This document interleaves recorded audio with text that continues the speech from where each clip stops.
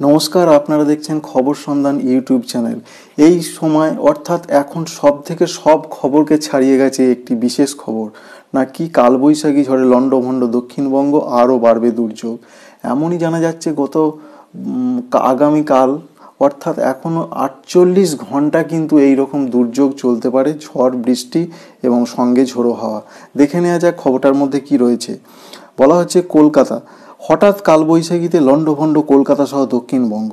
সোমবার ভোররাত থেকেই দু দফায় ঝড়ে ক্ষতিগ্রস্ত বহু এলাকা, সঙ্গে বৃষ্টি, কোথাও কোথাও শিলাবৃষ্টি হয়, যার জেরে বিপর্যস্ত জনজীবন। ঝড়ের প্রভাবে কলকাতা সহ বিভিন্ন অঞ্চলে বিধাননগরের রাস্তায় ভেঙে পড়েছে গাছ। এর ফলে যান চলাচল ব্যাপকভাবে ব্যাহত হচ্ছে। বিদ্যুতের তার ছিঁড়ে গাছের ডাল পড়ে দক্ষিণবঙ্গ ও মধ্য কলকাতার বেশ কয়েকটি রাস্তা বন্ধ। পুরসভা দ্রুত রাস্তা সাফ করার চেষ্টা চালাচ্ছে। পশ্চিমী ঝঞ্ঝার সঙ্গে পূর্বালি হাওয়ার জোড়া ধাক্কাতেই শহরের বিভিন্ন প্রান্তে বজ্র বিদ্যুৎ সহ বৃষ্টি বলে আবহাওয়া দপ্তর জানিয়েছে। অর্থাৎ পশ্চিমী ঝঞ্ঝার জেরেই এই বৃষ্টিটা হচ্ছে, না হলে ফাল্গুনের এই সময় একবারে বর্ষার মতো আমেজ চলে আসছে, এটা তো সম্ভব নয়।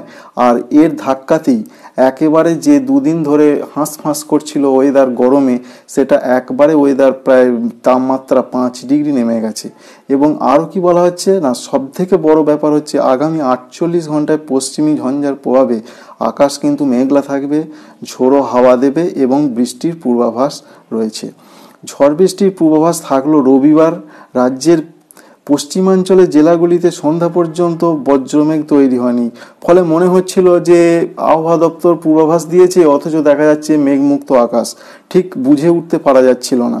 কিন্তু তবে আগামী বুধবার পর্যন্ত দক্ষিণবঙ্গের জেলাগুলিতে ঝড় বৃষ্টির পূর্বাভাস জারি হয়েছে। অর্থাৎ এখনও আগামী দুদিন কিন্তু চলতে পারে, আলিপুর আবহাওয়া দপ্তর জানিয়েছে। কোথাও কোথাও আজ সোমবার আরও ঝড় বৃষ্টি হতে পারে। কাল মঙ্গলবার দক্ষিণবঙ্গের কোনো কোনো জায়গায় ভারী বৃষ্টি হতে পারে বলে জানানো হয়েছে।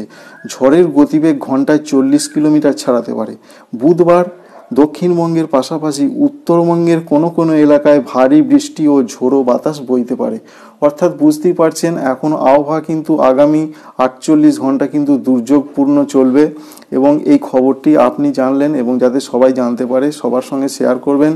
ভিডিওটি যদি ভালো লাগে অবশ্যই একটা লাইক দেবেন এবং চ্যানেলটিকে সাবস্ক্রাইব করবেন, এবং আমার সঙ্গে থাকবেন আগামী খবরগুলো দেখার জন্য। Thank you.